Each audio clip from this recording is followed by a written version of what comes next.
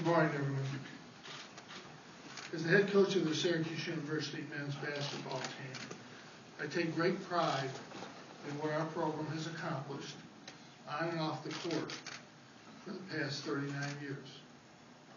Ultimately, as head coach, I must also accept responsibility for the conduct of individuals within the program, including those who have found to have committed violations of NCAA rules as outlined in the NCAA Division I Committee on Infractions recently released report.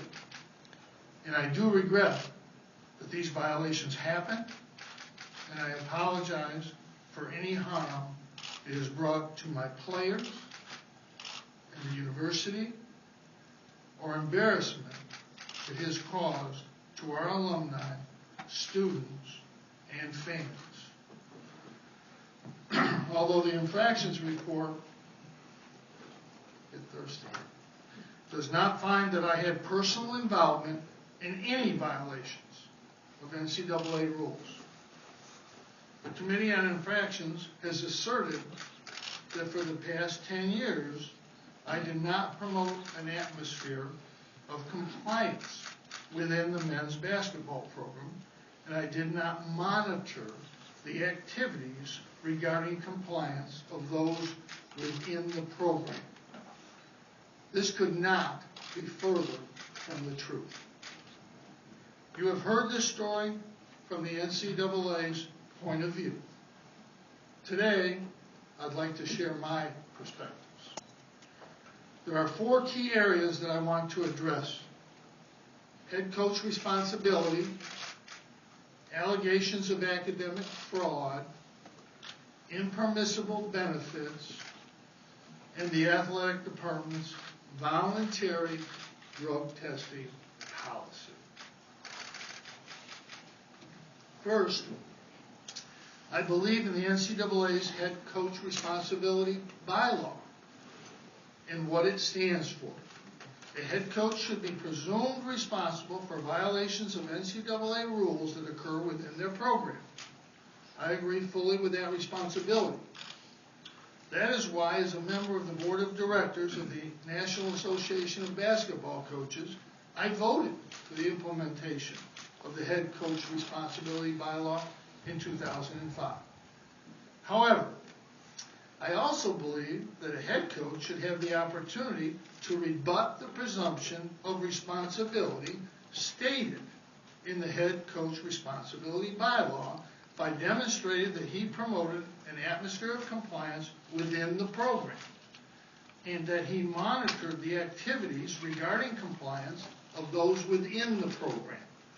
The head coach responsibility bylaw is not and was never intended to be a rule of strict liability. In our case, however, the committee imposed penalties on me personally without giving credence to my efforts to promote compliance within the men's basketball program, which is contrary to the head coach responsibility bylaw. In fact, in 2011, when the NCAA enforcement staff issued its first notice of allegations to Syracuse University, I was not charged with a violation of the head coach responsibility bylaw because of my non-involvement in the underlying violation and because of my devotion to promoting compliance within the men's basketball program. It was not until the second notice of allegations was issued to the university that I was charged with a violation of the head coach responsibility bylaw. In the intervening years, the charges against the university did not change. There were still no direct violations of NCAA bylaws alleged against me. Nevertheless, at that time, I even offered to make myself available to the NCAA enforcement staff for an additional interview to discuss the atmosphere of compliance within the men's basketball program, something that the enforcement staff had not specifically asked me about in my prior interviews. But the enforcement staff declined to listen to the additional information that I had. I want to stress again that I take responsibility for violation of NCAA rules that occurred within the basketball program. However, I believe that my effort to promote an atmosphere of compliance with the men's basketball program was disregarded by the enforcement staff and the Committee on Infractions, and that ultimately resulted in my suspension for the first 9 ACC games of the 2015-2016 season. What basis do I have for this assertion? Since 1992, I, along with the other members of the men's basketball staff, have participated in monthly meetings with the Office of Athletic Compliance. My staff and I are in constant communication regarding compliance matters, and I have ensured that open lines of communication exist within the program with respect to compliance matters, both directly to me and to the Office of Athletic Compliance. I meet with my staff on an almost daily basis to discuss compliance matters. My assistant coaches and staff members know the NCAA rules and know that we must follow them. Second, regarding academic fraud, well, I'm frustrated with the Committee on Infractions finding that I did not promote an atmosphere of compliance within the men's basketball program. I am most disappointed with the committee's suggestion that academic improprieties were accepted and encouraged within the men's basketball program. Though I take full responsibility for what has happened, I could not disagree more with this assessment. And I believe that the facts support my view. Even though many players come to Syracuse with the goal of playing in the NBA, we demand that our team members, our student athletes, doing the required work in the classroom as well as on the court. This is why I have been a longtime proponent of the academic progress rate. With the exception of the 2008-2009 academic year, when we had 3 student athletes withdraw from the university during the spring semester to prepare for the NBA draft, the men's basketball program has consistently earned an APR well in excess of the minimum required by the NCAA to maintain eligibility to compete in NCAA championships. Even before the implementation of the APR, however, I work closely with Student Athlete Support Services to ensure that our student athletes are appropriately focused on their academic responsibility and that they have the resources necessary to excel off the court. To this day, I meet daily with our academic coordinator to discuss the academic progress and success of our student athletes. Between 2008 and 2014, 11 of our 13 seniors graduated. We have an APR score of 1,000, a perfect score, in each of the last 2 years. I believe this shows we are paying attention to the academic welfare of our student athletes. In case of academic violations involving our former student athlete, it is clear from the infractions report that these violations occurred because our former director of basketball operations took it upon himself to provide impermissible academic assistance. The Committee on Infractions suggested I somehow did not do enough to promote compliance or monitor the activities regarding compliance of the former director of basketball operations. This is not true. I engage in daily meetings with this individual regarding the academic progress of all our student athletes, and in particular, the student athlete identified in the infractions report.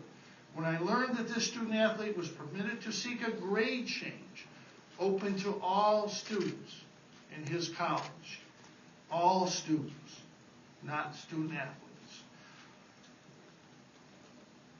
he could seek a grade change to restore his eligibility.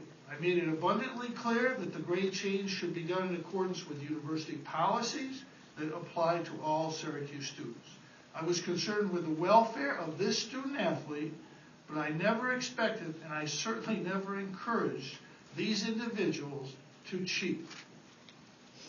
This is not my way. Nevertheless, the Committee on Infractions assumes that because a violation occurred, it must have occurred because of my failure to promote compliance. This is an interpretation of strict liability and contrary to NCAA legislation and to my decades-long commitment to compliance and academic success. The Committee on Infractions suggested in its report that there was a 10-year period which I failed to promote an atmosphere of compliance, and during which student athletes within the men's basketball program, and I quote, freely committed academic fraud. In fact, during that 10-year period, after an extensive investigation, there was one case of academic fraud in the men's basketball program. This involved the former director of basketball operation and a receptionist in the basketball facility improperly inserting citation into a student athlete's paper. 3 other student athletes were charged by the enforcement staff with receiving impermissible extra benefits. These student athletes had their cases reviewed by the university's academic integrity office, and the university ultimately determined that no academic integrity violations had been established. This is far from a program where student athletes freely committed academic fraud. I note that during the same time period, the committee found that 3 student athletes in the football program did commit academic fraud. These infractions did not go unnoticed, but the penalties on the football program were far less than what was imposed on the basketball program. Does the central issue of head coach responsibility apply only to the basketball program? This illustrates the arbitrary manner in which the NCAA issues its penalties, not just from school to school, but even within a single institution. Third, with respect to the issues with a former employee of the Oneida YMCA, I knew this individual to be a part-time employee of the YMCA who showed an interest in working with troubled youth, both student athletes and non-student athletes. There was no reason to believe that this man would provide impermissible benefits to student athletes. In fact, before our student athletes were permitted to spend time volunteering at the Y, this man was vetted by the Office of Athletic Compliance and was given strict instruction on what he was and was not permitted to do under NCAA rules. It was not until after the NCAA investigation began that I learned that this man had provided impermissible benefits to student athletes. I did not, as the Committee on Infractions suggests, know that any violations had occurred. Had I known that, I would have taken action. Fourth, I'd like to address the university's drug testing policy. The university implemented this policy for the benefit of its student athletes, despite the fact that the university was not required to do so under NCAA legislation, and we were among only a handful of Division I schools with such a policy. Although I supported the policy, I did not write it, and I had no input into its development. Likewise, I did not administer the policy, nor did I have any decision-making authority with respect to the administration of the policy. I was told by the administrator of the drug policy when a player could or could not practice or play in a game. Again, I fully accept as the head coach of the men's basketball program that I am responsible for the conduct of everyone within our program. And I deeply regret that any violations occurred in our program because one violation is one too many. However, given the circumstance, I believe that the penalty imposed on the university as a whole and me individually are unduly harsh. And I feel that the NCAA is punishing current and future student athletes for the conduct of a few individuals who are no longer associated in any way with Syracuse University. For these reasons, I have chosen to appeal the Committee on Infractions decision. I believe in what we are doing at Syracuse University, and I will continue to build on the great program that we have established. In addition, In conclusion, regarding my future, I am 70 years old. It's obvious that there is a time frame for me as the head basketball coach. As the chancellor indicated in his statement yesterday, I feel 3 years is right for me to be able to continue to do my job as well as I possibly can. The approaching completion of the investigation actually prompted me to clarify in my own mind my plans for the future and my decision to establish that timeline with Chancellor Severson. 3 years is probably longer than I was planning prior to this investigation. However, given all of these developments, it is the right time for the program. In my confidence, we have a great coach who will be working with me every day to help inform recruits regarding the time period I will be here. They will know exactly when I will be here and when I will leave. So all of our recruits will understand what is going to happen when in most cases coaches leave and everybody is stuck.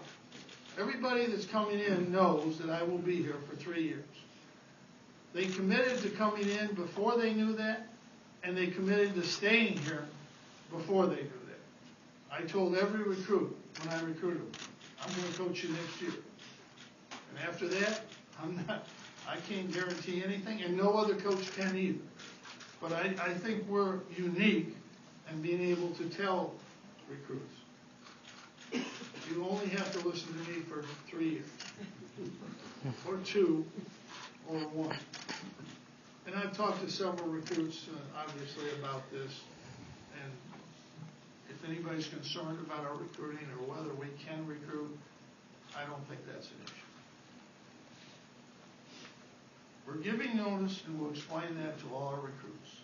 I believe the program will be in a great position when I do retire. Thank you. I'll be glad to take your question. Still in place for him to replace that on a full-time basis? I have to answer that question in a lengthy statement because you read so many things, and one of them is that I make all the decisions at Syracuse University, and that's why we're still playing in Manley Fieldhouse, I guess. It was my decision, my complete decision, to play in Manley Fieldhouse, and I guess that didn't happen. That was a big decision. I have said my wife is the only one that tells me anything, and I meant really, there was a joke in my book that she tells me what to wear, and nobody else does. People tell me every day what to do. My assistant coaches say, Coach, you got to go here. Coach, you got to go here. Coach, you got to talk to this guy. Every day. It's a myth that I somehow run things at Syracuse University. I did not really want to go to the Big East in any way, shape, or form. Oh, we were in the Big East for 30 years. I guess that wasn't my decision. Those are the two most important decisions that were made here, and I would have made the wrong one. Maybe that's why I don't make those decisions. I don't decide who's hired at Syracuse University, whether it's the chancellor or the athletic director or the compliance officer or the person who I work directly with. I've worked directly with 3 people over the last long time. I didn't know who they were until they came in and introduced themselves. I don't hire anybody.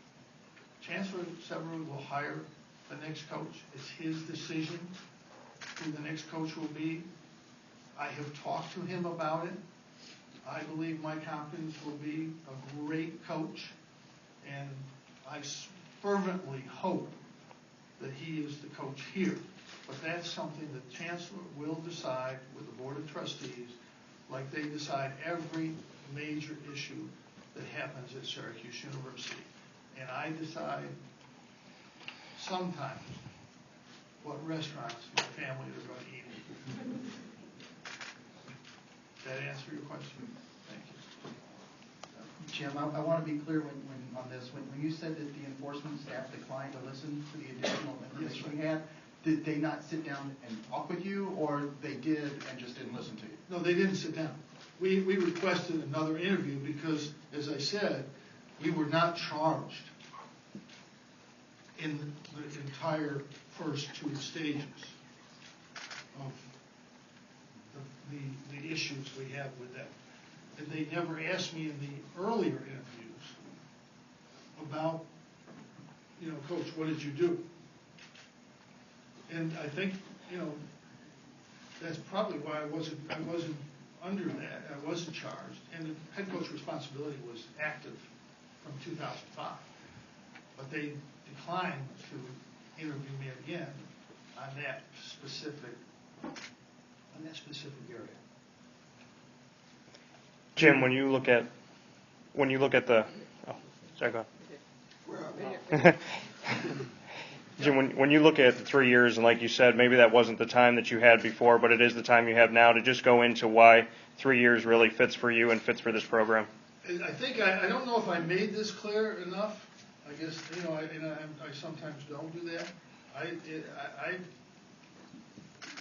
There was no way. When this started, obviously, there was a 2-3 year time frame, so there would have been no way that I would ever run away from an investigation in progress. The fact that it continued, there was no way that I was going to ever leave this university after 53 years of being other than my family. This is it. This is the focus of my life. That someone would think that I would not see this through to the end.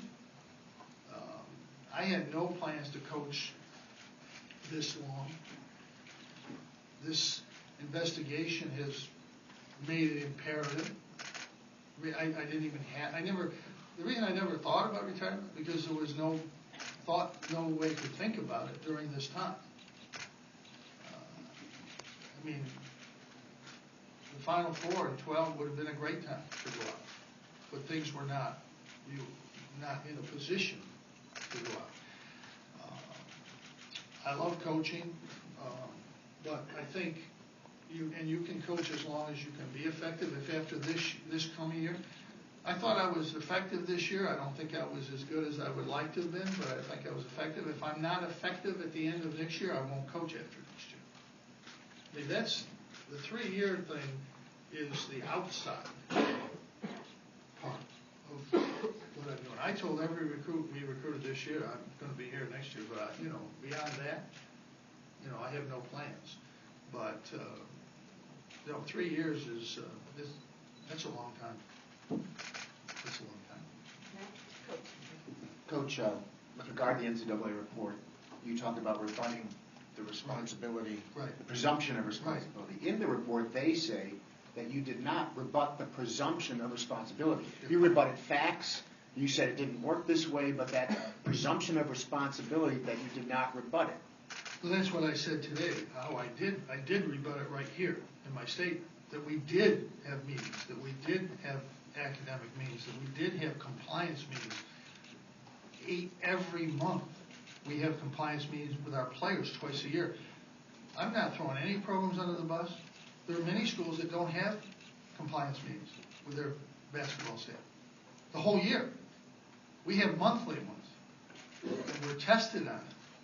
So that's part of the presumption, how you rebut the presumption, that you did do things, that you did monitor things. I'll add one thing that I think is important that will be in the appeal process. The paper in question. I am not allowed to look at papers, and I think that's a good thing. I'm not allowed to talk to professors. I think that's a good thing. I could have taken the paper, looked at the paper. You could have looked at the paper. Anybody in academia could have looked at the paper and not known that 2 citations were put into the paper. You could not have known that. There is no way. The only person that could know that is the person who changed the paper. What about the student? What about Fab Mello? How do you think that he suddenly wrote a better paper, or a paper that qualified that made him eligible? The paper, and this is important, was a 10-page paper on his life. The infractions committee asked me, how could he write that paper in 2 days? I said, I think I could write that paper in 4 hours. And I think each and every one of us could write that paper in 4 hours. And I'd like to just make a comment here. Everyone that has been admitted to Syracuse University since I've been here is fully capable of doing the work here. That has been put in several national articles that we admitted, not being specific here, people who could not do the work here. That is the farthest thing from the truth. He was completely eligible to any standard, more so than about 50% of athletes in the country in terms of what he did academically. So that is there's been a mischaracterization by the constant number of critics who say all of these guys shouldn't be in college. We have never, first of all, I don't admit people here, but Syracuse University has never admitted somebody here in the basketball since I've been here that could not do the work here, who was not qualified. And we have had many at-risk students, as does every college in the country. Every college in the country. And we have graduated, those guys have graduated here in 4 years. We have a senior center who was a little bit of an at-risk student. He qualified under the at-risk student. So we shouldn't have taken him, and we wouldn't have had Rakeem Christmas here, who graduated in 3 years and has completed half of his master's program in 1 year. You don't want to take that guy? I think there's a little racism involved when they start talking about not taking this guy or that guy. He's from a foreign country. We shouldn't have foreign students at Syracuse University. The last I looked, there's well over 2,000 foreign students at Syracuse University. We shouldn't have somebody here because he's from a foreign country? I don't think so. I don't think that's the way we want to go. But to finish your, I think we did rebut the presumption. The Committee on Infractions chose not to accept that we did. And, that's the basis for going forward with an appeal. I disagree with that, as I said in my statement. Championship. Has that sort of support and rallying on the program been universal in what you've encountered since everything happened? It's obvious that people are going to support what we've done here, and they might be right or wrong. Obviously, but I appreciate the support that we have here, that we've always had here, and that we continue to have. And I think the biggest thing to me is, there's no goal change here. We're going to try to win everything we can every year. There's nothing new. And the biggest response I've had initially, and really for a while, is players want to come here, they want to play for me, they want to play for Mike because they know he's a great coach, and that Adrian's here, and Jerry McNamara, and that's why players want to come to Syracuse. It's a great school with a great reputation, and when you look at the facts in the case, to me, everything is serious. There is no excuse on anything, but academics is the most important area, and I think that's clear to everybody. We had one case of academic fraud after an extensive 10-year investigation. Coach, we have 2 more questions to remain. I'll answer as many questions as people want to ask. The report makes mention of a former academic staffer being a little apprehensive and pushing forward about issues. This is a great question. And he cited, maybe basketball has a perceived advantage. Yeah. And he was mindful that a former employee might have been pushed out. What was your reaction to reading those comments? Do you agree with them? The former employee that he was referring to was Terry McDonald, who was here for 20 years, was awarded the Hardwood Club Medal, who is one of the great people I know, is a great friend of mine today, and she was instrumental in us having great academic support for her 20 years here. And that is the most fallacious statement I have ever heard from somebody, that she was pushed out. Ever. And I've heard a lot of it. But in the second part of that, I met with the former head of student services probably on 8 or 10 occasions. We never had an angry word. I never said, you need to do this, you need to do that. We talked about different issues that come up in the program over time. I always talk to the people from the Department of Student Services who dealt directly with us, and our players, and our staff did. I never had an argument or a harsh word with him ever. There was never anything from me to him that would indicate that he was intimidated. Let me give you another example. I go to eat at a restaurant and the waitress says, so you intimidate me, coach. Well, what does that mean? What does that mean? I intimidate some reporters just because I might look at them funny. But does that mean I'm going to do something to them? I mean, what does that really mean when you say that? Did he think I would, if he didn't do exactly what I said, which I never said anything to him? If you don't get this done, I'm going to get you fired? Did he think that way? If he did, he has no I've never gotten anybody fired. I've never fired anybody since I've been here, in my area or any other area. So I don't know. I mean, I've been told that I intimidate people. I don't do it intentionally. Somebody said I was a bully. I'm funny. I chide people at press conferences, but that's like an act. That's not what I do personally with people. I don't think anybody in my life has ever called me a bully. Does that answer the question? Coach, Chancellor Sigrud said, we were discussing it about an hour ago, the report came out on March 6th, 2 weeks ago tomorrow. He had the NC State game the next day. He said he had conversations with you before the NC State game, particularly about whether you would make comments after the game. Yes. Can you describe what happened in terms of those conversations, that decision, and how you felt about sending Mike Hopkins out after the game? And how he I didn't send Mike Hopkins out after the game, number one. I wanted to do the press conference and limit it, obviously, to basketball, which is always going to bring up, I can't comment on that a few times before you leave. So that was something we discussed. I still wanted to do the press conference, however, because in our preparation for the game, I had not read the report closely. You know, you look at it, but we're trying to play a game. So I didn't think it was really a great idea to go out there without knowing anything really to answer.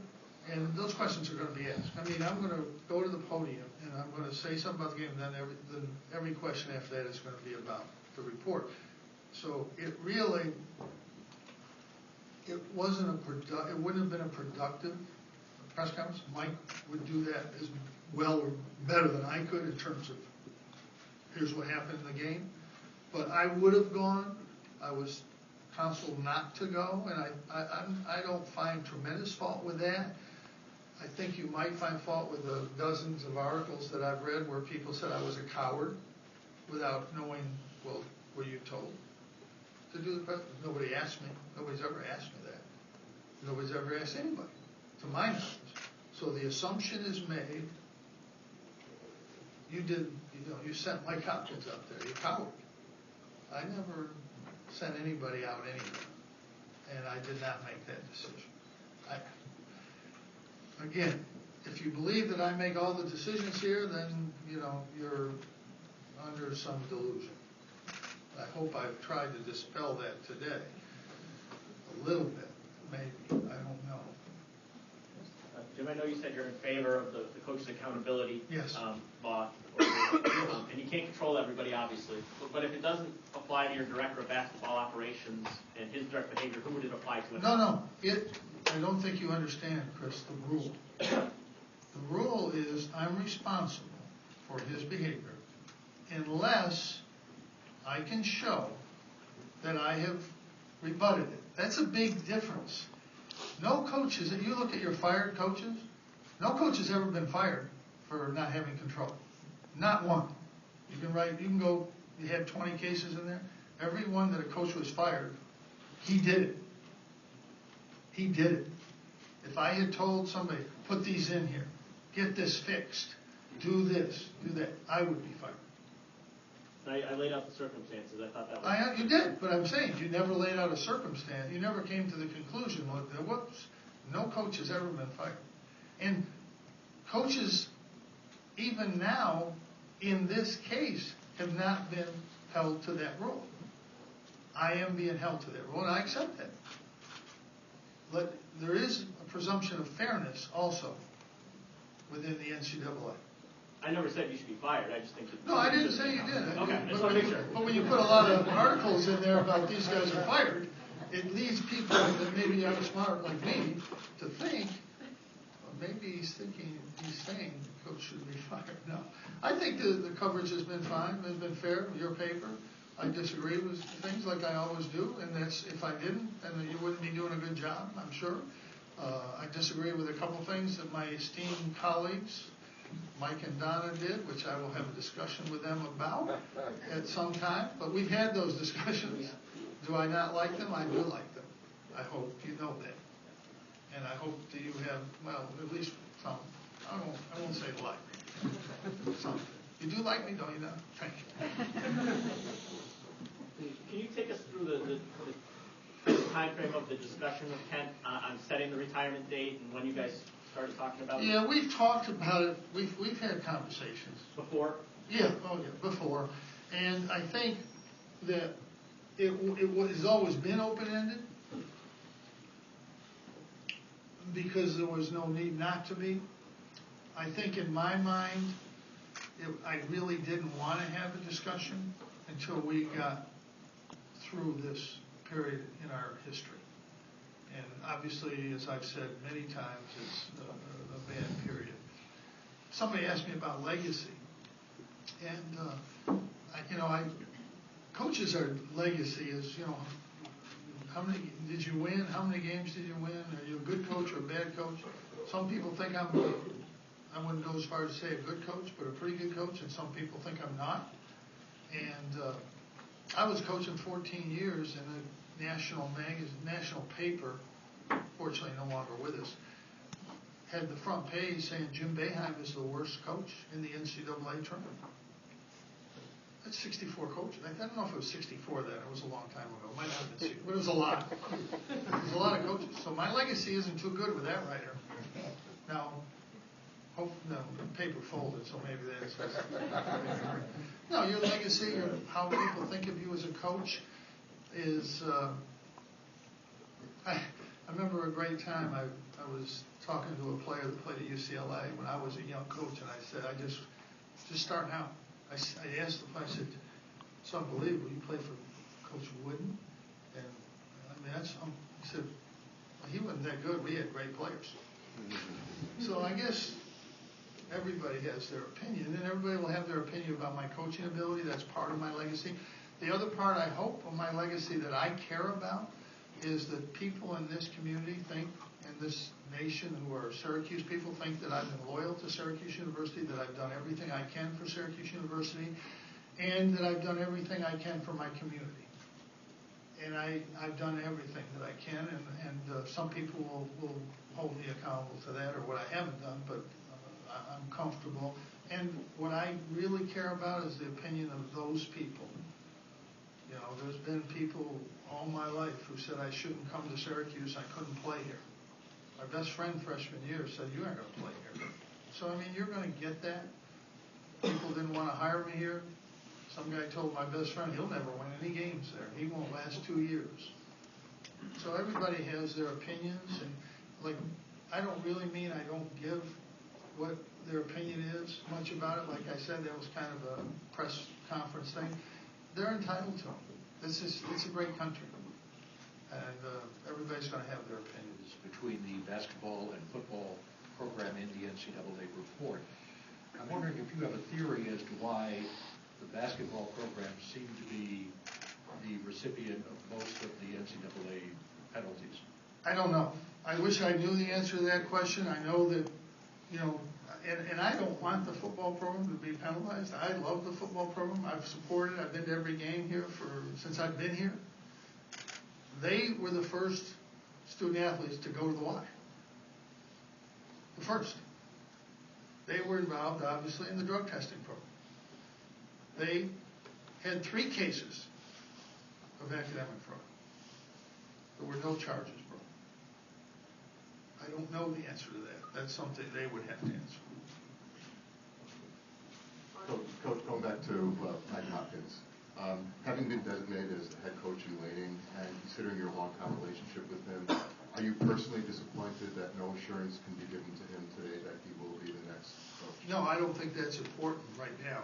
I think today what's important is to handle what I have to do here. I am going to be the coach for 3 years. Mike will have talks with the chancellor, as I will, but this is the chancellor's decision, not my decision. This again goes back to Jim Boeheim runs the university. Well, I assure you, if I did, I wouldn't be the 45th highest paid coach in the country. Which I'm not complaining about. Jim, do you have an option to go past 3 years if you wanted? The only discussions that I've had with the chancellor is that I intend to retire in 3 years. And he accepted that, and that's where we are. Is that kind of set? I mean, it's going to happen? I stand by that statement. Coach, maybe I don't know. Coach, now that you've set kind of the date, there's going to be a lot of talk about the long farewell, the legacy. What are your thoughts on that? You think they won't boo me at Duke this year? No, I don't think that's any farewell. I'm not Derek Jeter. I saw that. No, there will be no farewell tour. No. It was funny when they said they now booed me after the allegations at North Carolina State.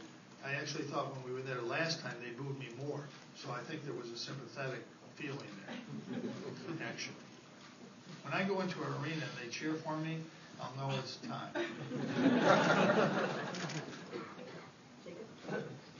Jim, in relation to the paper with Pat Mella, you said you met with academic services daily, but the paper was being revised a year after the class had been taken and failed. Right. Can you explain the timing then? Yeah, I can. It's open to any student on campus to, on his own, find a professor in that college and ask if a change of grade is possible. There's another story out there that he had an F and changed it to a B. He had a C minus. He needed to petition the teacher if he could do work that would result in a grade change. And the teacher agreed to that. I know there's hundreds of these grade changes that happen. I had one when I was in school. I know they happen at other schools. A professor, former dean, I think, said that I never gave any grade changes. Good for him. That means all the professors that do that are not academically sound, I guess. Is that what he's implying? I don't think that's a good implication. The Committee on Infractions asked me, Coach, why did you do this? Why did you let this happen? Let him go get this grade change? I said, that's my responsibility. It's my responsibility to at least inform every guy, well, you have to get a grade change if you want to be eligible. You don't have to. this is what you have to do. This is what you need to do. And I think that's very normal. I think that's what other students do. And he had that opportunity. He found a teacher that would do that. He knew he was writing a paper about his life. I wasn't really concerned about the content. He's not writing the Spanish Inquisition, which you gotta, obviously, would need a 10-page paper on that.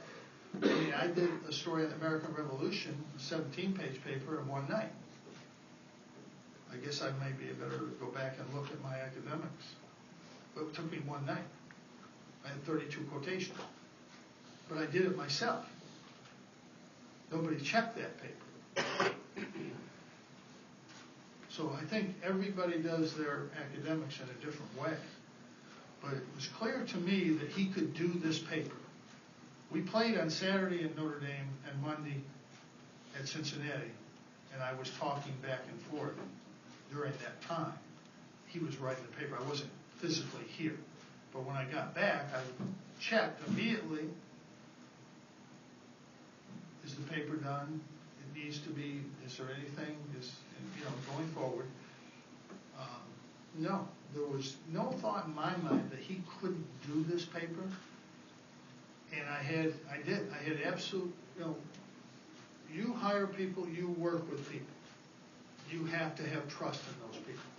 Someone said, well, if I'm told by my boss I don't do it, that means there's nobody in jail in the country for embezzlement or stealing, whatever. I clearly said, and we hired somebody, and I don't know if this is clear to everybody, who was in charge of academics at a major university for men's and women's basketball, who absolutely knew, as would you or anyone, you cannot put citations in somebody's paper. But we talked about this. Doing the paper, he does it, he does his own work, he does it the right way. I really wasn't concerned about him doing his own work because it was writing out his life story. I don't think he could have got that from somebody else. So I didn't have pause on that. I didn't push it. The paper was in early in the week. The teacher accepted it on like a Wednesday. It went over to Arts and Science like everybody else does. They would not process it.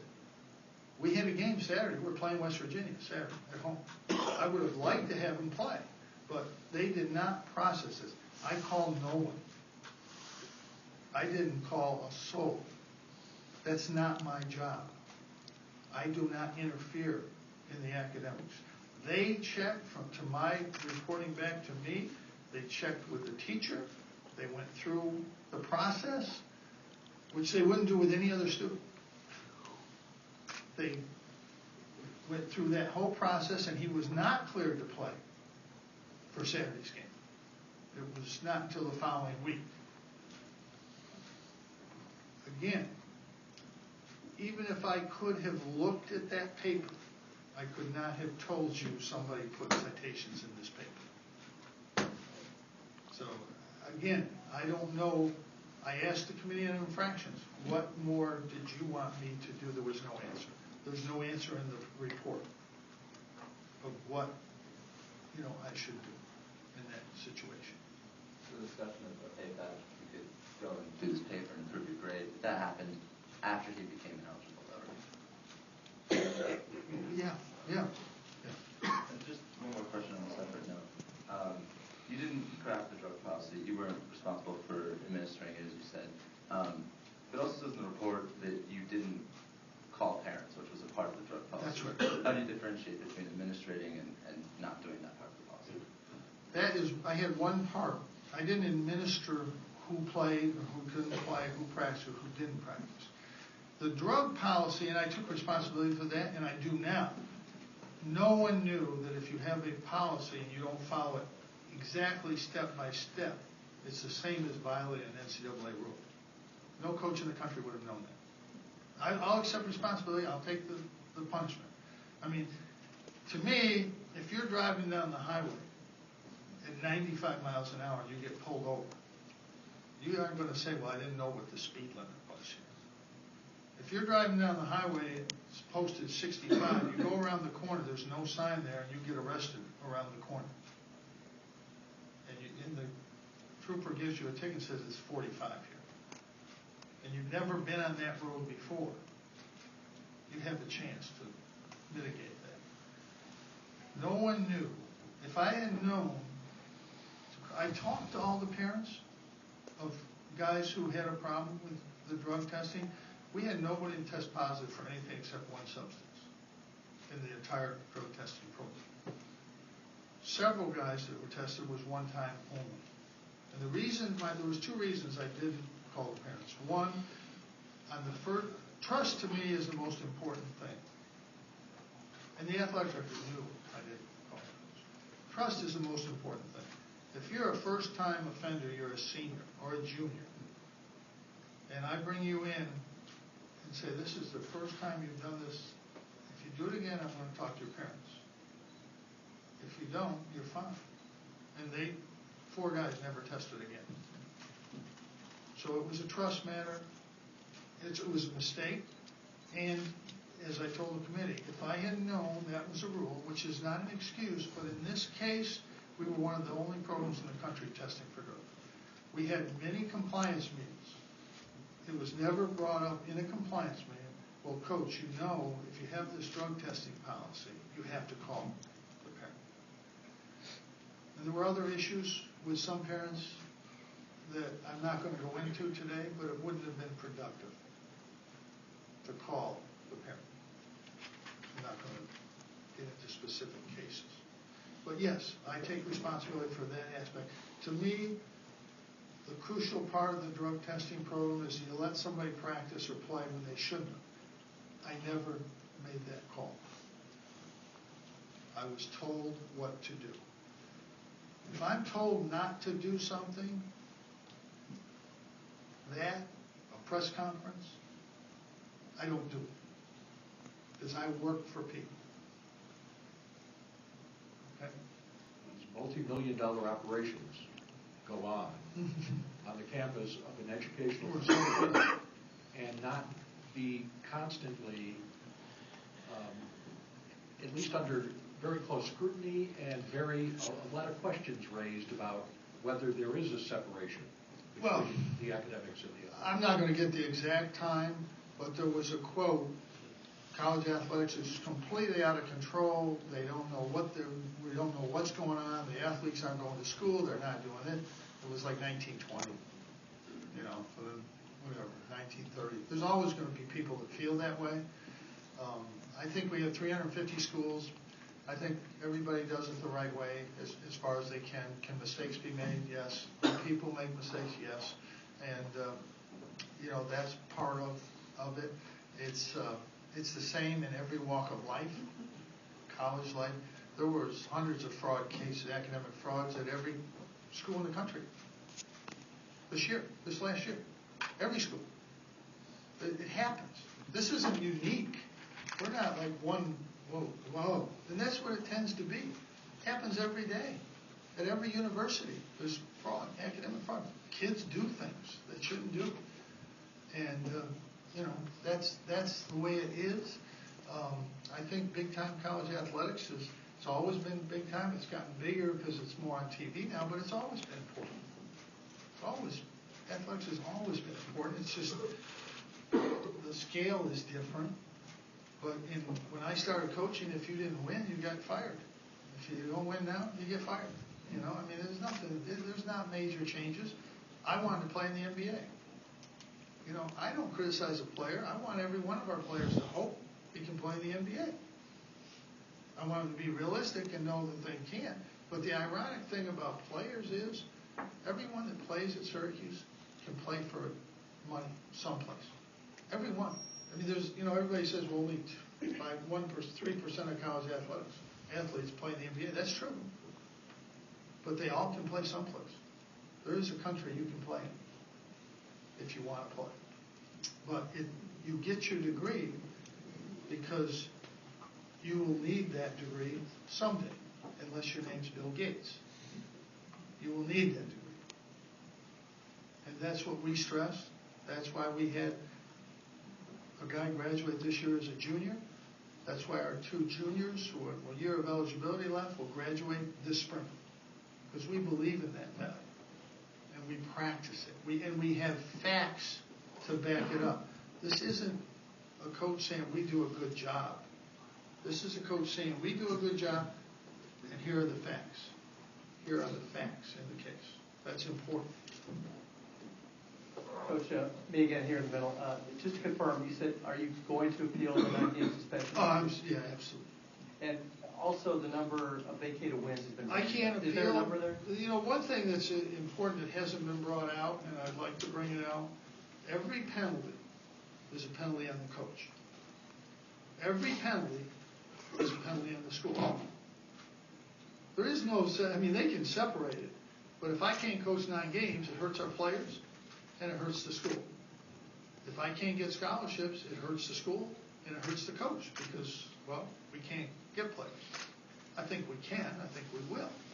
We had 8 players on our team on scholarship when we won the national championship. So I think we can do that, but it's obviously, we think it's the most severe scholarship. That's the school's decision. All of these penalties affect me and they affect the school. And the 9-game suspension affects all of the players on next year's team.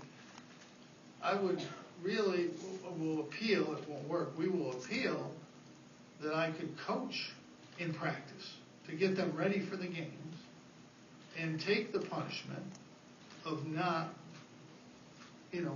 coaching them in the game. And I don't think that I will take salary if I'm not going to be able to coach in games, and I think I'll take that money and donate it to local charities, not my own. Because I don't think I'll feel right doing that. But, so we will appeal that. It's a harsh one. I think I probably, there should be a suspension of games. That's the new policy. That's the new way. But, I mean, there's been coaches implicated in actually doing something that got 3 games. So I think it's harsh, but we'll see. Have they given you a number of wins, and is that also something you appeal? I can't appeal it. They're not. Is there a number that you know? I don't know. No, that's the school's decision. I've never felt taking wins away from the whole team for what if one guy did something, depending on what it was, and so on and so forth. They haven't been consistent in enforcing that, obviously, over the years. So, but we'll see. We'll see. I think at the end of the day, when the final time comes, does it matter how many games you won? Is that important? It isn't to me. I don't see Bud here, so he thinks it is, but it's nice, but it's not. It's not what I'm going to be thinking about near the end. Jim, you talked about Mike Hopkins and your sort of personal feelings and with him and all, but in terms of the ambiguity of his situation right now, and in terms of going forward, 3 years is a long time to have we're not exactly sure who the coach is going to be. And would you hope that resolution comes pretty quickly? I would think it will come. Hope that it would come quickly. Yeah, I would hope so. I think this is not, I don't think the chancellor said anything about it not happening. I think all he said was this isn't really the right exact time to get into that. And I think he's right. I think it's a good decision. But I think that will, listen, Mike wanted us to leave. He had a chance to get a job and he could have been gone.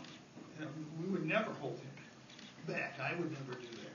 And if he saw a great opportunity right now, he would take that job because he wants to be a head coach. But so I don't think this is a problem. I think people have already made it a problem, so it'll probably be hard to go back for those people. But I think some people that haven't already made a comment on this, I don't think this is an issue. I really don't. You don't think they're recruiting? Well, it certainly is not hurt our recruiting so far. And I don't think it will next year. I'm going to be here. I'm coaching. So they're coming. Everybody we recruit, coach. You only need to be there for 1 year. That's the reality. This is reality. I'm going to be here for 3. If I said right now I'm going to be here 1 year, that would be a problem. I'm not. This will work out in time. Coach, it's a little off topic, but it's the school district you and your family live in. Would you have any response to reports that Bob McKinney's being forced out at JD? I trust me, I have enough coaching my team. I respect Coach McKinney. I have known him a long time, and I think he's done a great coaching job at James Woodward High School. That's a high school decision. They make them all the time, and it's not for me to say. As a parent, I might have gone to the meeting, but I was a little preoccupied. We appreciate everybody coming. All right, thank you.